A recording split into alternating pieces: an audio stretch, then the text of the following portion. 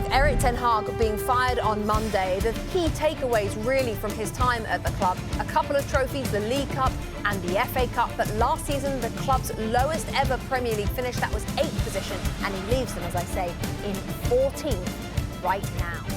So as we welcome you into our studio this Saturday morning, big weekend of Premier League action on the way. Tim Howard, Robbie Earle, Rebecca Lowe. United is where we have to start, Tim. And Eric Tenhoeff's firing because it's the first time we've been back on air since that news. What do you think his legacy will be at United?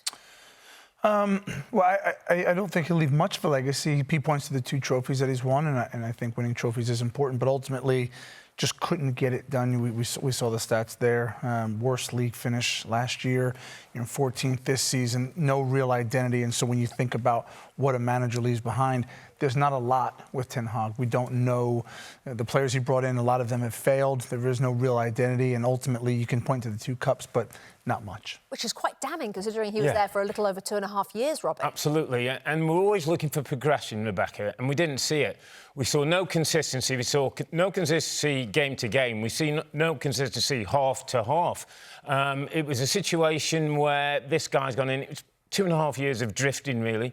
What did he bring to English football? We see inverted fullbacks, we see false nines. He brought us a donut midfield where your forwards go and press, your defenders drop off, and the midfield player's got to fill that hole in the middle.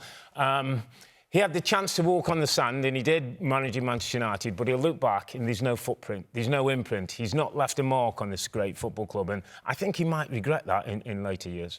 Well, a week on Monday, the new man will come in, Ruben Amorim. If you don't know too much about him, let me introduce you. November the 11th is the starting date with a contract that takes him until June of 2027. So Sporting Lisbon, as I said at the top of the show, since March 2020, 2 league titles, big deal in Portugal. And currently, look at the bottom of the screen there, 10 wins in 10 games, top of the Primeira Liga. What a job he is doing. Robbie, let me stay with you where Ruben Amorim is concerned. Is he the right choice? I think he is, and I think there's a structure now at Manchester United that's in place where he can get plugged in as the coach. He'll work with the players. He'll be on the training ground. Might have a little bit of influence on transfers coming into the football club, but great age, great CV. Everything I read about him is good, Rebecca. They say he's an analyst's dream in terms of the data that he'll give, the way that he'll play, the flexibility. Heard about his team spirit, that he gets a group together where one go, they all go, and people talk about that being important in the dressing room.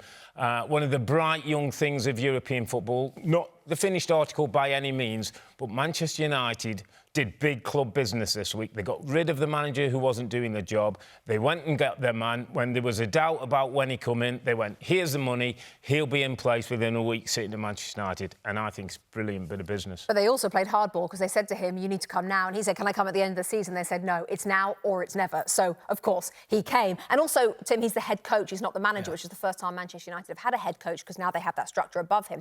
He's 39 years of age. Of course, never been in the Premier League as a player or a manager. Is it a risk?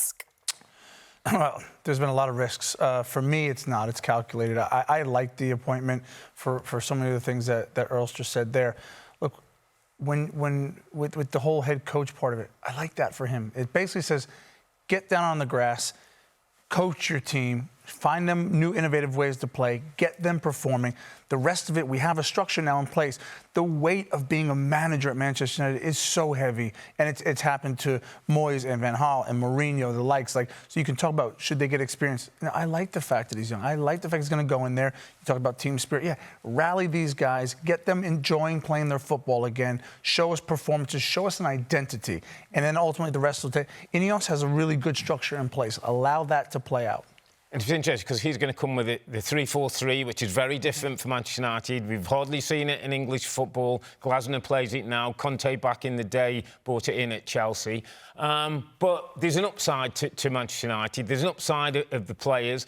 And I think Glasner's a really good example of when he went into Crystal Palace and put that system in place and that identity, good players went on to look like really great players. And if Amorim can do this at Manchester United, I think there's some exciting times ahead.